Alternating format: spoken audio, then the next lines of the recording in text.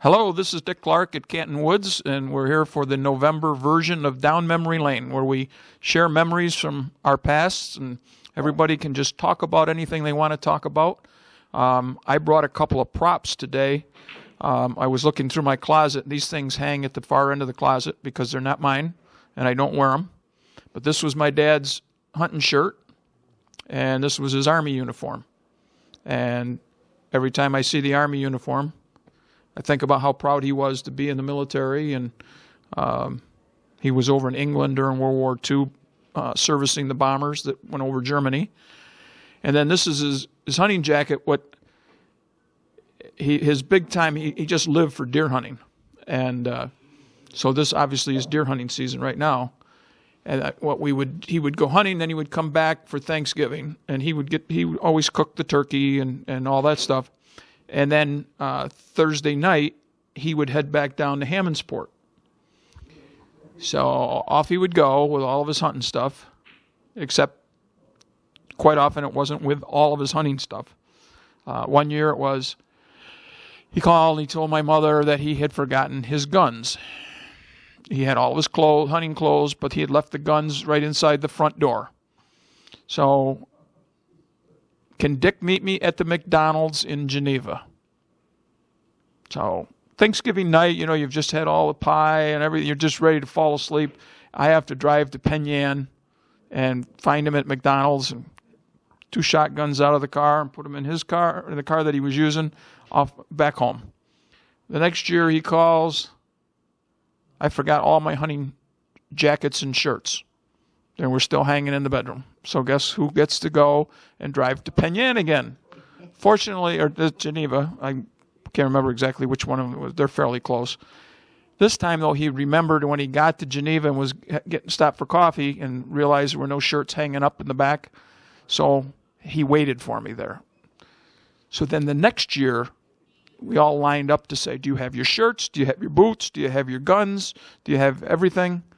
And, of course, then he would get very upset that we would insinuate that he might forget something.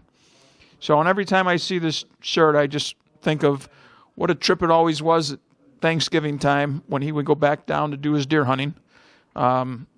We were a big venison family, not necessarily my sister, but the rest of us love venison, and my dad always praised my mom because not everybody can cook venison, apparently. It's it can be very gamey, and Mom knew the right way to. When she cooked it, it fell apart in her mouth. So that's my thing to get us started. I will pass the microphone around to anybody who wants it, and if you have anything you want, anybody raise your hand. I'll head it to you first. So this is I'll pass it on to my sister because she has some of the same memories, but she has them from different perspectives.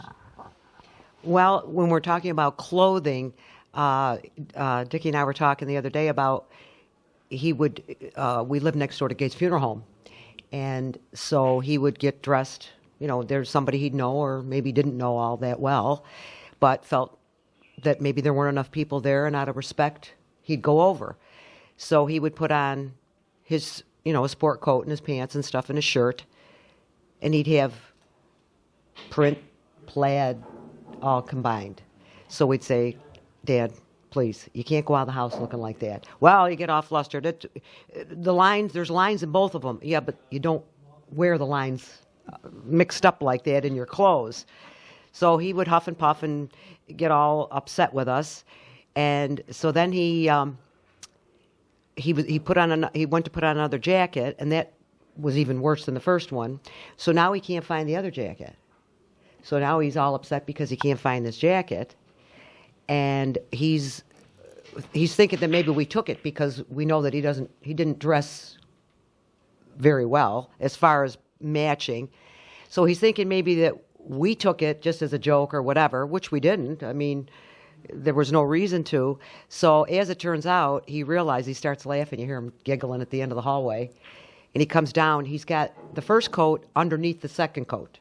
So that's where it was, neither of which matched.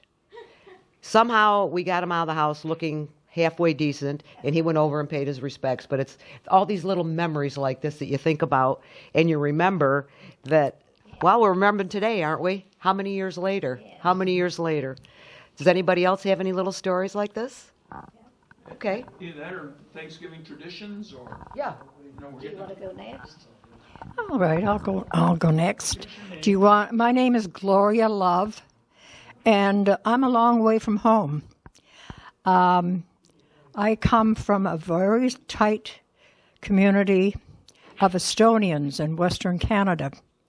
And my uncle, my grandfather on my mother's side was the first Estonian to go to Western Canada to try to make a new life. He was a well-educated man, and he was a director and teacher of a boys' school in Estonia, and the Bolsheviks wanted him dead or alive. And so he and his wife left with 2 children. They were ages 1 and 3 in a boat as soon as they could. So he was the first man, I don't know if you can see a picture of this at all, he was the first man and the first Estonian to start this little tiny group in Western Canada called the Medicine River.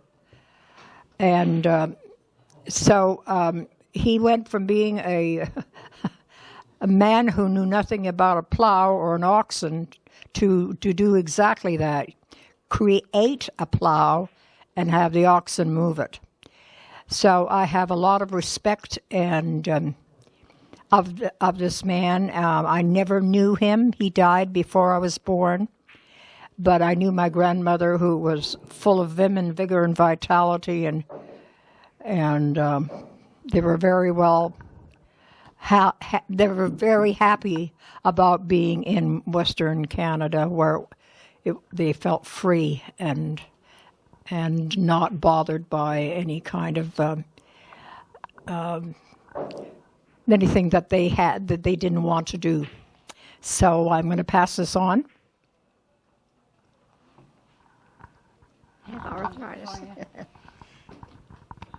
My name is June Davis. I'm from Ohio. I was born in a little country village in south of Columbus, Ohio, back in the early 20s. And I brought some.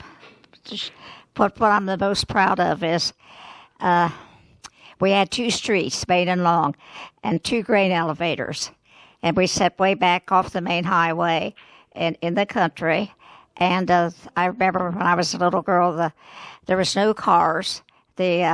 Everything was, the farmers would bring their grain to the elevators to, and then, but one thing, there was an older gentleman that he invented things. He put things together. And to be the most proud of, now here, it's a little tiny village, like I said, with no stop signs and only 1 traffic light. And the traffic light is the world's oldest traffic light. And it's right at right in the middle, Main Street and Long and Scissor.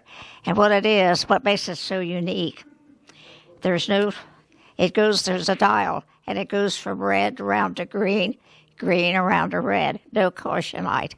And it was the only traffic light and no stop signs. And so, and Mr. Bohr, he got a patent on it, and it's just one of a kind.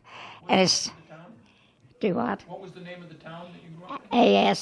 Ashville. Asheville. I brought that for you, Dick. So anyway, Asheville. And then another thing was what I remember, one of my fondest memories. My dad, he was back in the 20s and the 30s, he, with horse and buggy, he was a rural mailman, the RFD. That's how you had to sign your envelopes. Rural farm district. So my dad with the horse and a buggy, he delivered mail. And then my grandfather, he was, back in the 1800s, he was the first doctor in this little village where it was nothing but dirt roads and, so. But when I was a little girl, I remember it was the year of the Depression. And, of course, nobody had any money. But my dad, he did have a job, as a mail carrier. And my grandpa was a country doctor. And so there was this old apothecary store or general store on the corner. And my daddy would give me $1 on Christmas Eve. And I'd go to, there wasn't any stores. And my little village is still the same. One grocery, one filling station, this old general store, 3 churches, and a grade school. You have to go 30 miles north to Columbus, Ohio, the capital, or you have to go 8 miles south to Circleville, which is the where to do any major shopping. But when I remember on Christmas Eve, my daddy and I'd go to this little general store, and I'd get my sister a bracelet for 10 cents, and I'd get my mom a little blue waltz perfume, which they haven't made for years, for a dime. I'd get my daddy, I'd get him a man's handkerchief, and let me see what else. Oh, and I'd get hardtack candy for the whole family. So, but for $1, why? Everything was 10 cents, and that was one of my earliest memories of my Christmas. That was in 1929.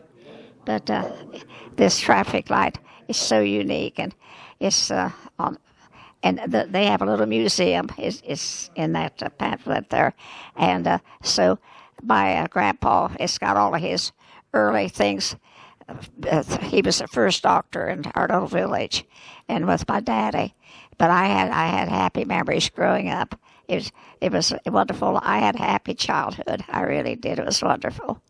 So I like to go back every once in a while, just when I go back. Thanks, Judy. Thank you. Hi, Mary Hendel. I just came to bring June, basically. Can you give me a profile at least? Okay, I guess I can do that. Yeah, okay. I was born and raised in Rome, New York, and have many fond memories of Thanksgiving morning. My brother and sisters and I would sit in front of the TV, and you'd have to watch the parade, and my mother would always say, "Don't spoil your dinner." So she would give us a bag of mixed nuts, and knowing that it took so long to crack the nuts and get the meat out of them that it wouldn't spoil your dinner because you might get through 2 by the time dinner was ready. That's my Thanksgiving memory.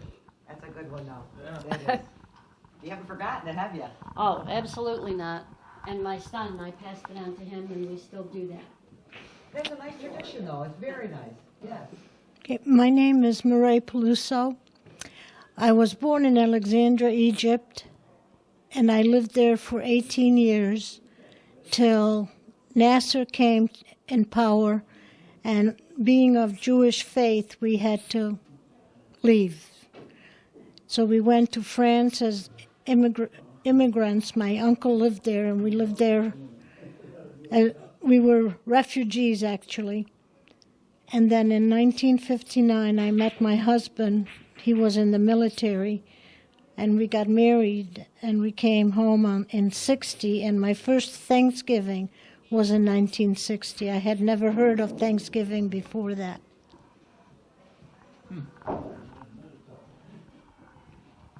It is kind of interesting that with some of the different holidays that we assume the whole world has a holiday the same time that we do. And then you find out, I think Canada has Thanksgiving they have their own date in October. And we get in our own little world and think, well, the whole world must be celebrating Turkey Day. I think getting back to my dad a little bit, his specialty was the stuffing, because it was stuffing. He always put it in the bird, and he put a lot of stuff in it. And I think he had oysters in it and that type of stuff. And when people would come, if we had like leftovers the next day and somebody might be over visiting, they put it all out. He didn't care if you had turkey or if you had potatoes and gravy, but you better have a little of that stuffing, because this is what the world had waited for, was Dad's stuffing, and it was good. My wife used his recipe for a long time, and so I got and she didn't put the oysters in, but we had great stuffing every year, thanks to my dad. And he cooked for all the holidays. So at Easter, he cooked the ham. At Christmas, I think we had turkey again for Christmas for a long time, and then I think we switched to ham. Ham always for New Year's, and he did the big part of it, and then Mom did all the other dishes that went with it. But he did the stuffing. I mean, you'd go over there the night before, and there'd be big bowls full of, little cubes of bread. He'd let it get hard, and then cut it all up, and he made stuffing to feed an army. But he also knew that his family liked his stuffing. So it didn't last too long. And I just can remember somebody saying, he'd say, "Do you eat any of that stuffing?" You don't know what's good for you. And that's good for you. So that was, our holidays were always big meals. And again, thinking back to Thanksgiving, Christmas, whatever, we were actually quite poor. I mean, but we never knew it. We didn't live poor. It was my dad worked, he came home, and the paycheck that he had, the money that he gave my mother enough money for groceries, pay the bills, and to make sure we had money for school lunches and that type of stuff. And then he kept a little cash for himself. So we never hurt for anything. The only time we were a little short was when we first moved to Baldwinsville. We had left the furnished apartment. We moved to Baldwinsville. Suddenly we had a house. We had a mortgage payment. We actually had a loan to pay the down payment, so we had to pay that off. We had some tight times early on. I mean, we had a lot of macaroni and cheese and things that would go a long way but would fill you up. But you don't remember it. But we never hurt for anything. Always school shopping. We always got a new pair of shoes. We got, I would get 2 or 3 pair of pants for the year, a couple shirts. Then at Christmas time, you'd usually get a sweater. So, if you had to dress up a little bit, you had a sweater. Mostly all we needed were knock-around clothes. I mean, we were come home from school, the clothes went off, you put your beat-up clothes on, went out and played football, played hide-and-seek at night, whatever you were doing. So it wasn't very fancy. And a lot of my friends had nicer houses and nicer clothes, but everybody in our circles, I believe my sister would say the same thing, our friends wanted to come to our house. And our house was not a palace, but it was comfortable. And they came and they would flop on the living room floor and watch TV. They'd be at the house, and my mother would say, "Are you staying for dinner?" "Oh, geez, I wasn't planning on it." "We'll put another plate out." And it was all. And sometimes, when things were a little tight, you might have, for the 5 of us, we'd have 6 pork chops. Well, now we had 6 of us to have 6 pork chops. So Dad didn't get a half of a second pork chop or whatever. I mean, he was good. They were all very anxious to have our friends at the house. They were, made our friends feel very welcome, so that while we didn't have some of the creature comforts that people had, like we didn't get a television till 1954. Neighbors had one, so once in a while we'd go over and watch it over there. Didn't know what we were missing until we got a TV, and then I became addicted, and I haven't stopped watching it yet. I mean, I love watching television, but I watched, not too long ago, I was online. I think it might have been on YouTube, and they had, it was Buster Crabbe, and it was a space show. And can't remember which one it was, Captain Midnight or Flash Gordon maybe. So they're in the spaceship, and they're going from the front of the ship to the back of the ship, and they're walking down like a hallway, but the hallway is made out of cardboard for the set, and the thing is moving as they walk by it. And I thought, back then, you thought you were really looking at a spaceship. Yeah. But now, because things have progressed so much that, it's hard to watch it because it's so bad. Somebody bumps into the wall, and it almost looks like the wall's going to fall over. And they did it live, so if it had fallen over, it would have been kind of embarrassing. The forum is open. Anybody's got anything that they remember, old memories, doesn't have to do with Thanksgiving. I wanted to tell you, too.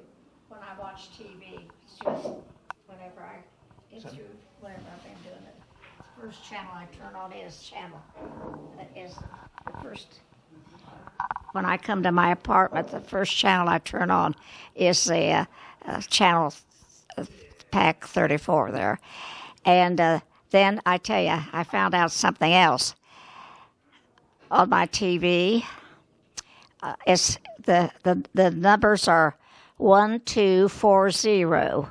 It's called Me TV. And it's got the old reruns. And I turn that on, and sure enough, there's always, the old reruns a long time ago, back in the 50s and 60s. So I enjoy that. But I sure do like, I like my Channel 11, too.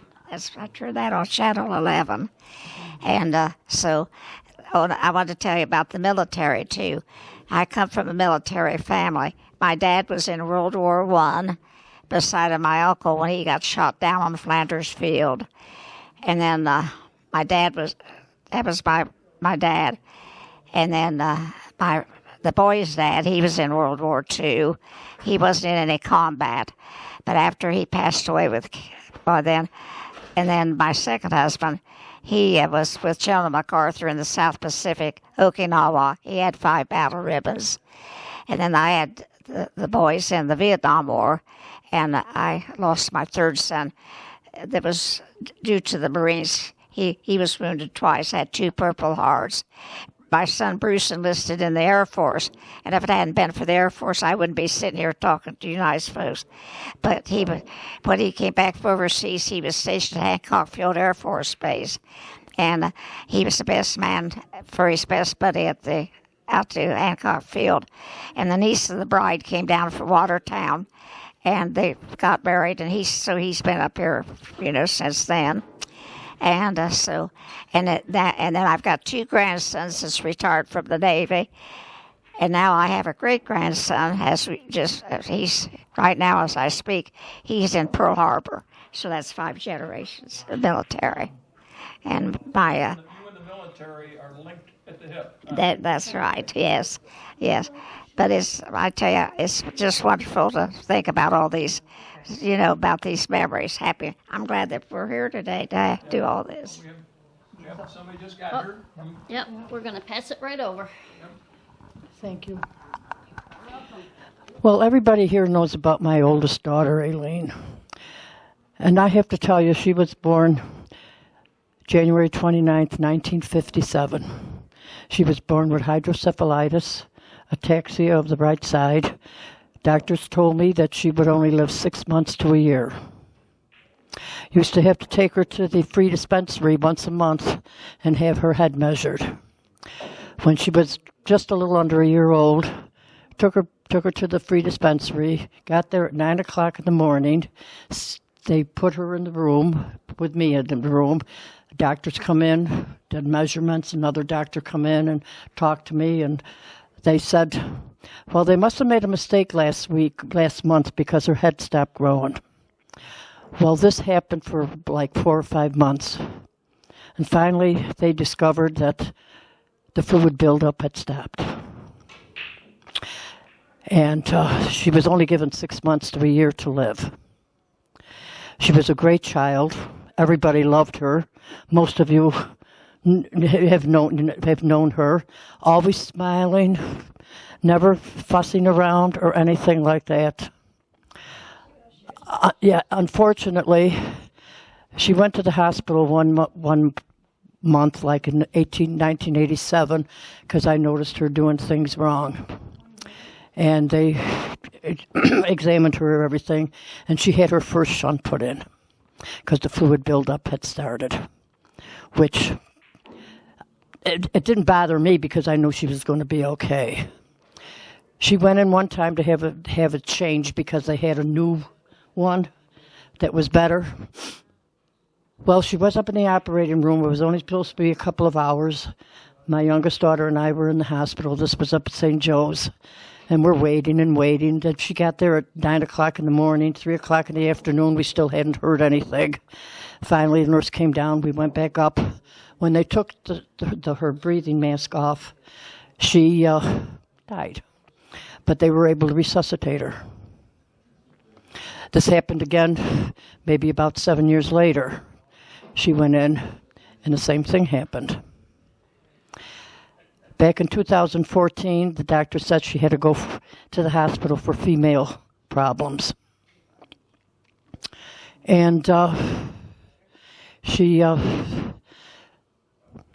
it happened again. I told the anesthesiologist, I says, don't put her to sleep. Give her a shot in the arm. It's only a half-an-hour procedure.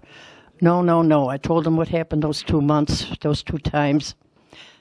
Well, when they took the mask off, they couldn't resuscitate her. They gave her an emergency trach.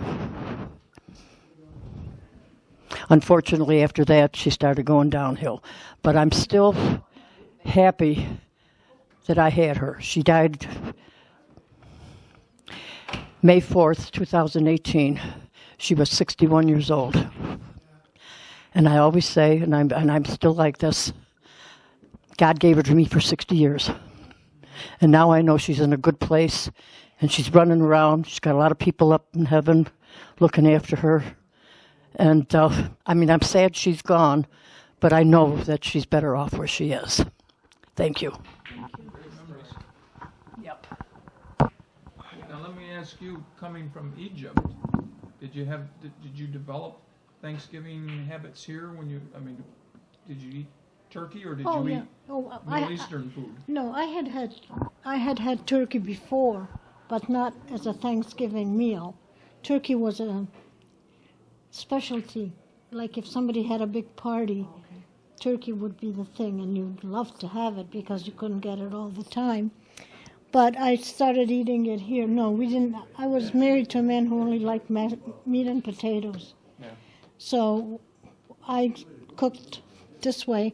And lately, a few years back, we started getting into Mideastern foods because he likes them, and they're more popular here now than they were. Oh, yeah. Right. I mean, if you ask people for falafel, they know what they are. 10, 20 years ago, they wouldn't have known what falafel was, So, but I like food. On traditional holidays in Egypt, for instance, what would be the food of the day? Well, our traditions were Jewish, so we had Okay. we had Passover, Rosh Hashanah, and Yom Kippur. That's the holidays we celebrated. Now, do you still celebrate the Jewish holidays here? No. Or? Okay. I don't. Little ones maybe, but not as.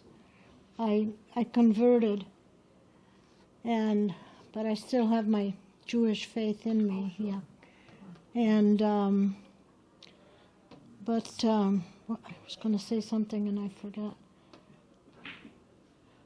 But I know. It'll come to you. At 2 o'clock in the morning. I should have said that. We all have those moments where you're sitting there and somebody will ask you a question and you know the answer and you say, when I wake up at 3:30 in the morning, it'll pop right in my head. And it does that almost every day for me. My senior moment. Yeah. I have a lot of them. A lot of senior moments. Now, as far as like... That first TV, what I miss about the first TVs is when it would go off at night and you'd have the pattern and you'd have the national anthem and all those things. I actually miss that. Yeah. We should do that because we shouldn't be watching TV all night long. Yeah. Well, I have a TV like she does. It's with a wand. I get 19 channels.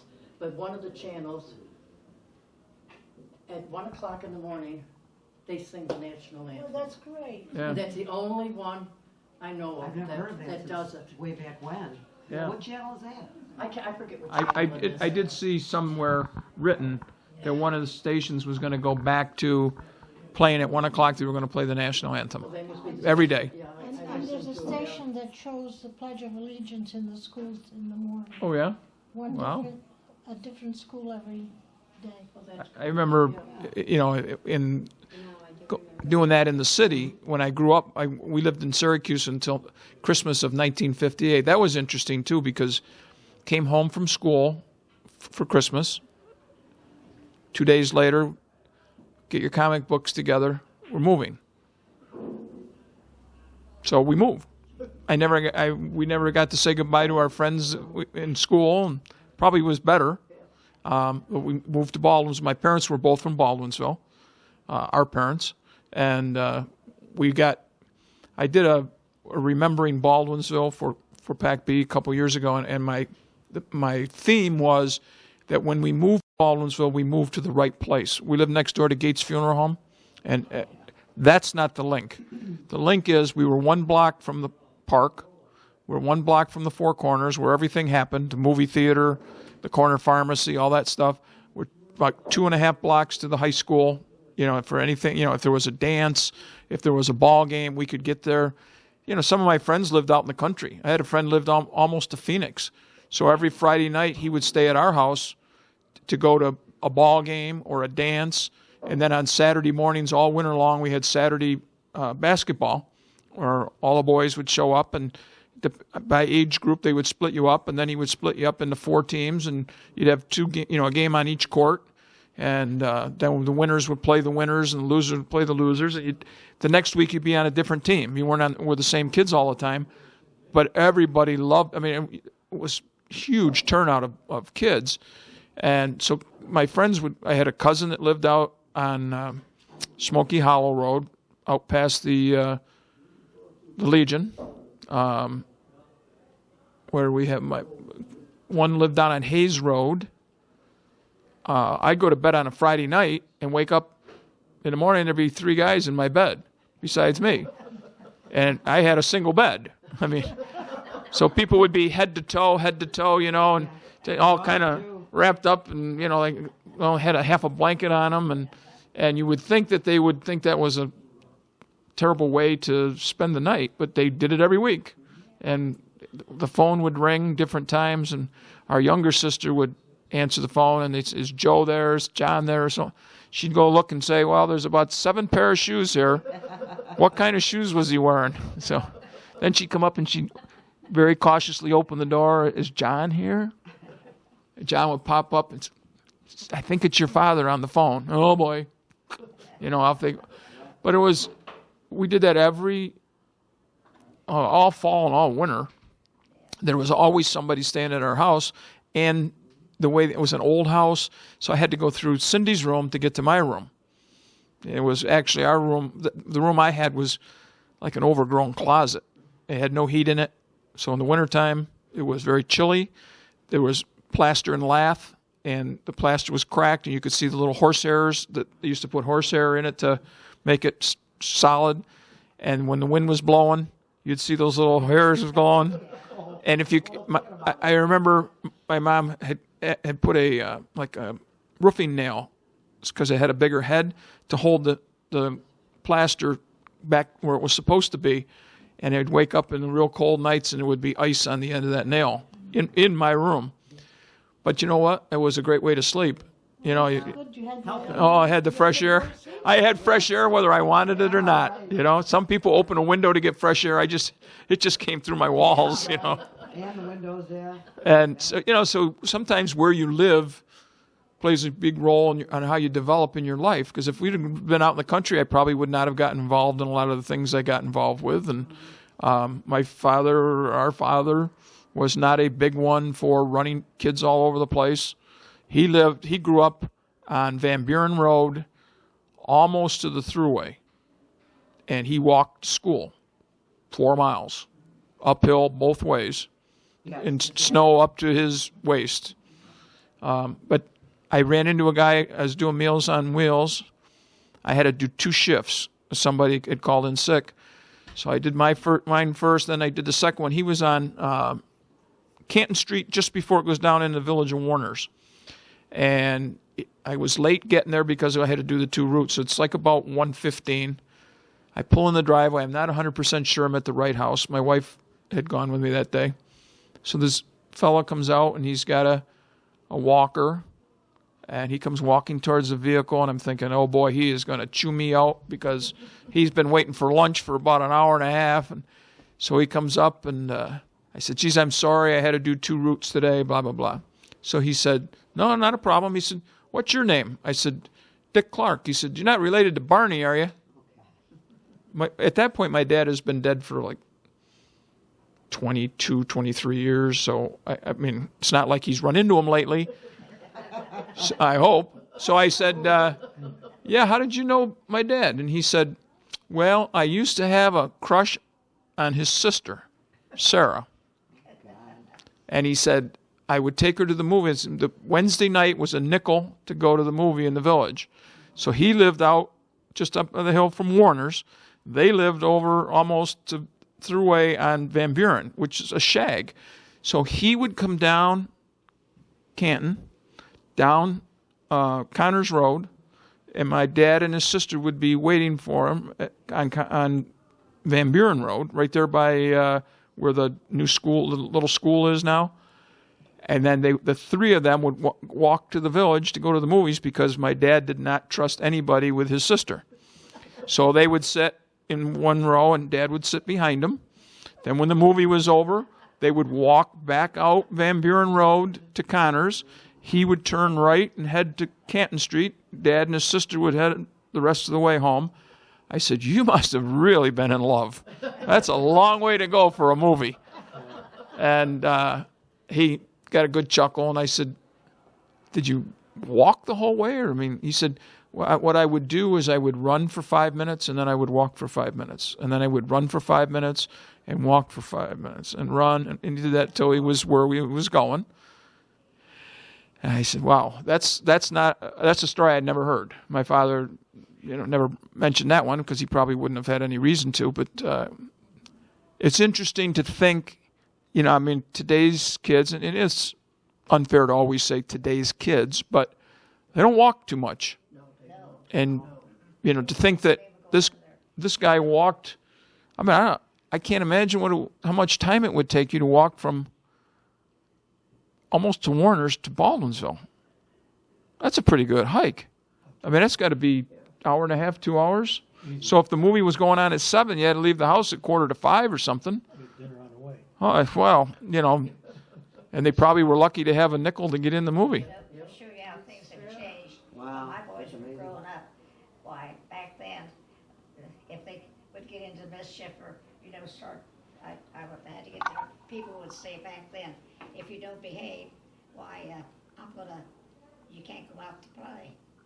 And now, is if you don't behave, why, get out of your room, get away from your computers and TV and everything. Well, that's a fate worse than death.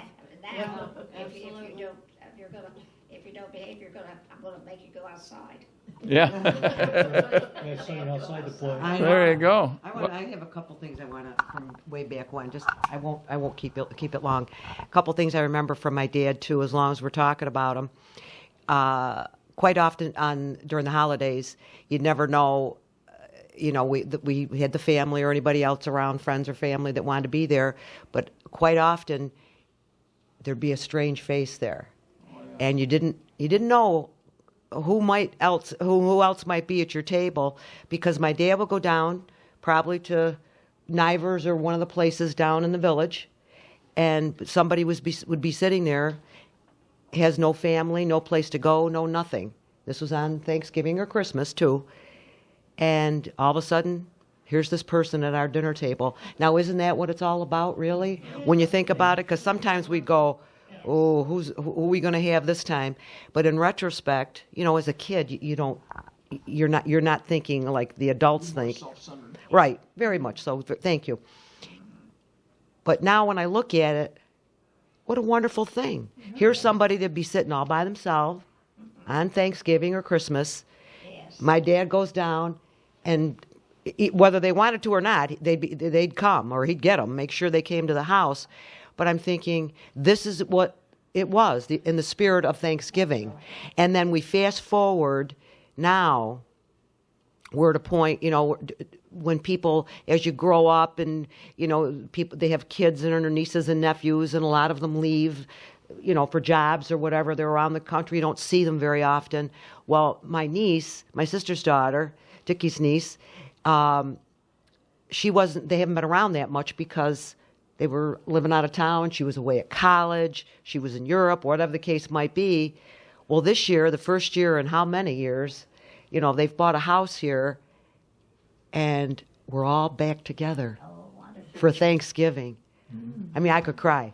I could cry. We're all here. We're all together. And with a very, very few exceptions. Some of my brother's kids are still, like in different parts.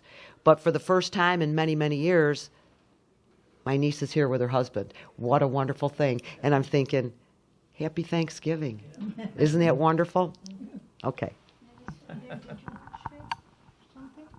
don't know what you guys are sharing. We're just sharing anything that's old. If you got any Thanksgiving memories or Well, when we were a youngster. Okay. You got to give your name first. Oh, Nick Peluso. I'm the other half of the lady in red. What I remember as a child is that family was always just a short walk away. I lived in Auburn on the West End, and we knew everybody in the neighborhood.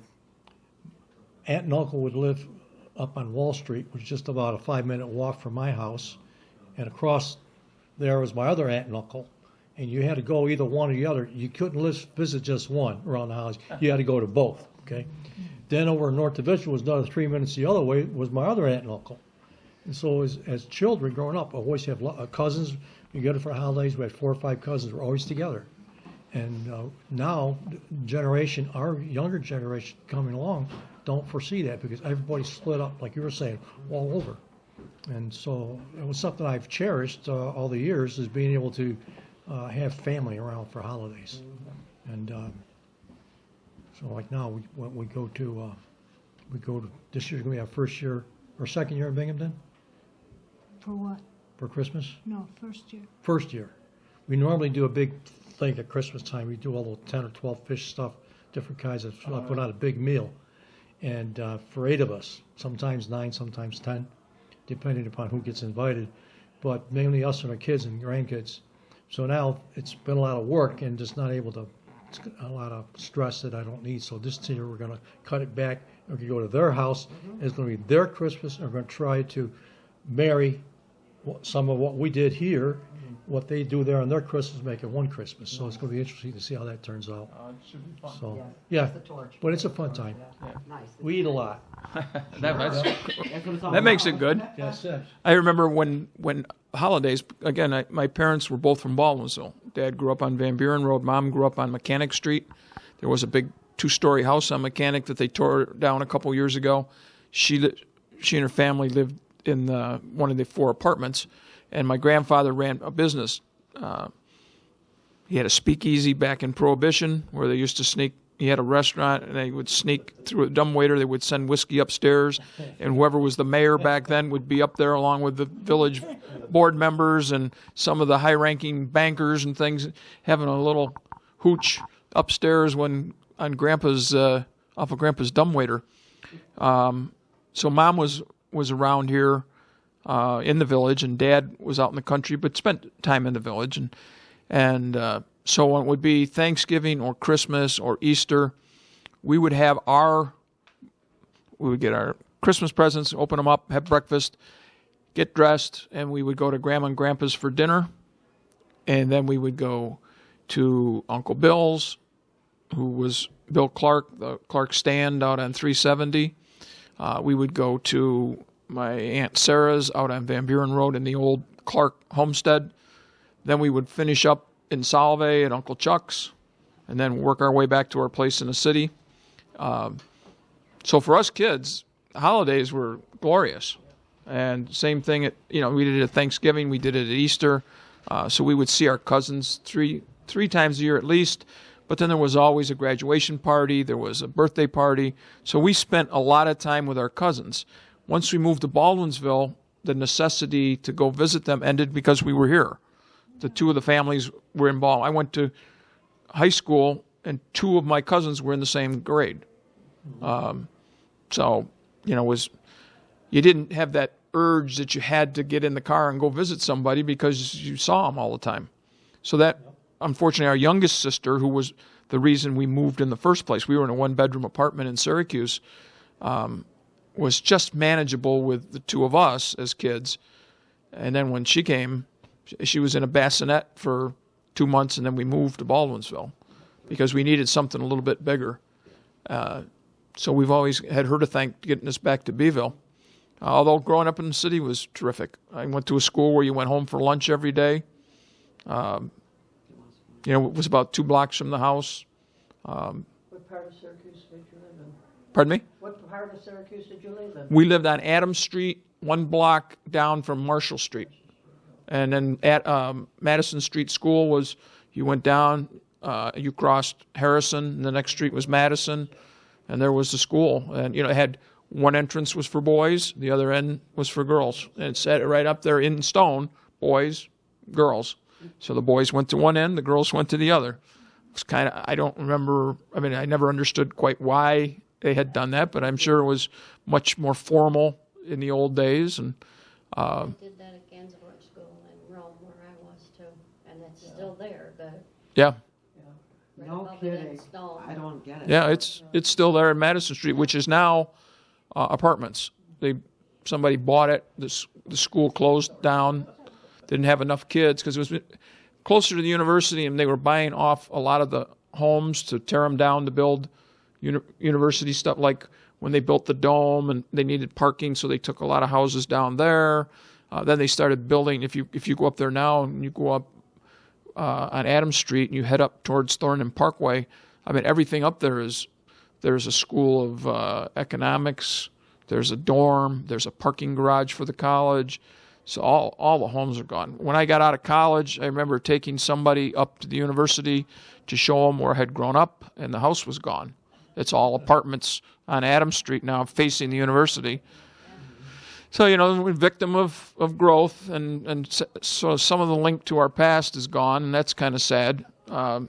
Because growing up in there was a wonderful place to grow up. We had a lot of friends in the neighborhood, and the older people looked out for you. Good and bad as far as me, because I got my butt tanned a couple times because a neighbor would call and say something to my parents, and then I would walk in the house, and they would ask a question, and I would, I think I'm in trouble. Got grounded a couple times, and, you know, based on other people saying, and, you know, my father firmly believing that nobody would make that stuff up. And, of course, his big thing was, don't lie. I don't care what you do, but if you lie to me, it's going to be a lot worse. So I lied to him once and got grounded for a week, and I had my baseball glove taken away from me in the middle of the summer. Boy, was that painful. And then when I went and asked him at the end of the week, I said to my mother, can I go out now? She said, your father's the one that punished you. You need to ask him. So I went and asked him. He forgot that he had grounded me. I thought, It could have been. I could have been out the door the next day. He would have never known the difference. But with Dad, you never wanted to take that chance, because it could be very costly to your backside if you did. Yeah, you'll never forget where you first lived. I was born and raised on the north side. Yeah. Well, I'm reading a book now. You probably will get more of a kick even than I am, but it's called A Childhood on Steuben Street. You know what that is? Yeah, yeah. Well, we lived on Townsend Street. Yeah. Where Our Lady of Pompeii Church, Yeah. the new church. Yeah. And this book is all about one chapter is first grade, second grade, and then in between it's the summers and what they did and growing up there and how it was just one of their big treats was when the street sweeper would come down the street to run behind it and follow. You know, you think about it now. First of all, I would guess most kids have never seen a street sweeper. I remember he talks about the knife sharpener coming down. He would carry it on his back, and then he'd be yelling out. You know, he had some kind of a little catchy thing. Then he'd take that off, and he had a thing where he pumped it with his foot and got the wheel going and sharpen your knives. And then the rag guy would come around with a truck, and if you had any old rags, he'd take those. And the milk we had the milkman even in Baldwinsville. Yeah, Charles Chips. Yeah, that was great. I can remember going out to get the milk in the morning and having it up about that high because it had popped the top because it froze. Occasionally it would break a bottle when it would freeze. So my mother would say, when you get up, you got to get the milk in the house, you know. And then at one time she went out and there was a cat was looking at the part of the milk that had stuck up from the bottle. But then once in a while she'd order chocolate milk, you know, if it was a special thing for us. And so, you know, kids today, I mean, they probably don't miss that, but Yeah, you can't miss what you didn't have. Yeah. Right. Now you can live and not even leave your home. Yep. In We the got summertime something. on the Yeah. north side, we used to go and pick beans. Truck would come, you go out in the farm, you pick beans, and and you get paid for it. My two older brothers and myself were the ones that usually went because we were the oldest ones, and each one of us saved our money and bought bicycles. Oh, wow. Wow. Of the money we earned. Yep. Now, you want a bicycle, right? Yeah. That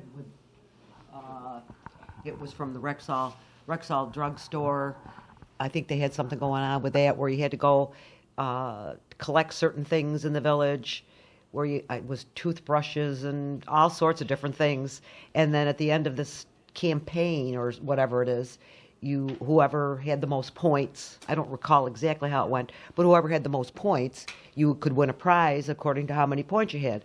So that year I got a record player, a Barbie record player, which was wonderful. I loved it. But then another time, I remember Mom do you remember green stamps? Yeah. I got a bike with green books and books and books, and I used to go all the stores, and my mom let me collect them, and I licked them, or we use a sponge. We got a lot of stuff. Yep, Yeah. green stamps. Yeah. Green stamps. Anybody else got memories with those?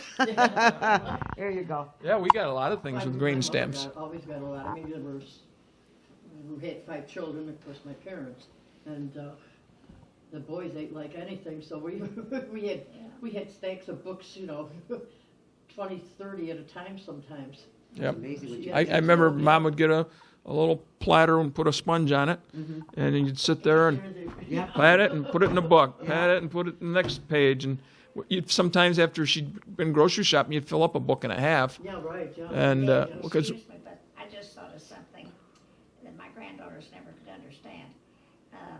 I used, in the country, I'd milk a cow, always milked a cow. And then I'd have the old separator where you'd have to separate the cream for the milk. And so I'd put the milk in one, the cream in the other. And then the milk would clabber, and I put it in a cheesecloth bag and hang it on the clothesline, and it would drip. And then after it got solid, I put it in a bowl, put the cream, put a little bit of salt and pepper. And you know what that was called? Smear case. You know what smear case was? Cottage cheese. I bet the cats loved you. So that, yeah. You hung that out. And speaking Hanging of it, milk, yeah. too, then they had, down at 8 miles south of my little village, they had a milk where they delivered the milk in glass bottles, milk bottles, and they had a slogan on their truck. Well, it was horse and wagon. They would bring the milk around when you were talking about the milk being frozen, and on the side it said Blue Ribbon Dairy, and the slogan was, "You can whip our cream, but you can't beat our milk." I love it. That's a good one. That's a good one. Well, you know what? I'm going to wrap this up as far as the. We'll keep going, but I'll wrap it up as far as PAC-B and thank Ernie coming over with the camera and recording one of our sessions. Thank you.